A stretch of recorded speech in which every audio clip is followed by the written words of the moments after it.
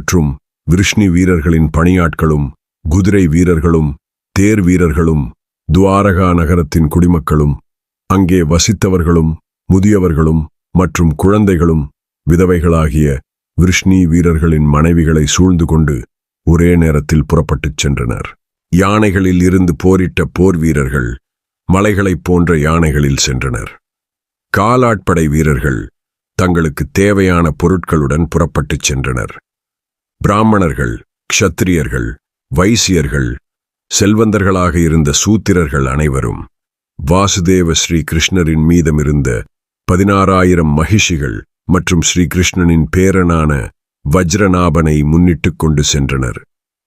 போஜ விருஷ்ணி அந்தக குல வீரர்களின் மனைவிகளும் நாதனை இழந்திருக்கும் லட்சக்கணக்கான பெண்கள் அனைவரும் அர்ஜுனனுடன் புறப்பட்டுச் சென்றனர்.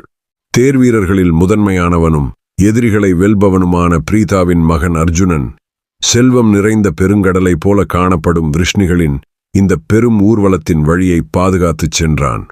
துவாரகா நகர மக்கள் அனைவரும் புறப்பட்டதும் சுறா மீன்களுக்கும் முதலைகளுக்கும் இல்லமாக இருக்கும் பெருங்கடலானது ரத்தினங்கள் நிறைந்திருந்த துவாரகையை நீரில் மூழ்கச் செய்தது. அர்ஜுனன் எந்த நிலப்பகுதியை கடந்தானோ அந்த இடங்கள் உடனடியாக பெருங்கடலின் நீரில் மூழ்கத் தொடங்கியது. அற்புதம் நிறைந்த இந்த காட்சியைக் கண்ட துவாரகாவாசிகள் ஓ ஓ தெய்வமே என்று சொல்லிக்கொண்டே வேக வேகமாக நடந்தனர். தனஞ்சயன் துவாரகையிலிருந்து கிளம்பி காடுகள், மலைகள் மற்றும் நதிகளின் ஓரத்தில் விருஷ்ணி பெண்களுக்கு ஆங்காங்கு ஓய்வு கொடுத்து மெதுவாக அழைத்து சென்றான். 5 நீர்நிலைகளை கொண்ட பஞ்சநதி தேசத்தை, அதாவது இன்றைய பஞ்சாப் தேசத்தை அடைந்த க்ஷத்ரியனான தனஞ்சயன் அங்கு தானியங்கள், காளைகள், பசுக்கள் நிறைந்த ஒரு இடத்தில் பெரிய முகாமை அமைத்தான். பாரதா ஜனமேஜயா நாதனை இழந்த அந்த விதவைகளின் பாதை பிரீதாவின் மகனான அர்ஜுனனால் மட்டுமே பாதுகாக்கப்படுவதைக் கண்ட கள்வர்கள் பேராசை கொண்டனர். அப்போது பேராசை கொண்ட பாப காரியங்களை செய்யும் அமங்கலமானவர்களாக காட்சி கொடுக்கும் ஆபீரர்கள் ஒன்று கூடி தங்களுக்கு பேசிக் கொண்டார்கள். ஒரே ஒரு வில்லாளியான அர்ஜுனன் மட்டுமே இருக்கிறான். இந்த குதிரைப்படை அணிவகுப்பில் குழந்தைகளும் முதியவர்களும் இருக்கிறார்கள்.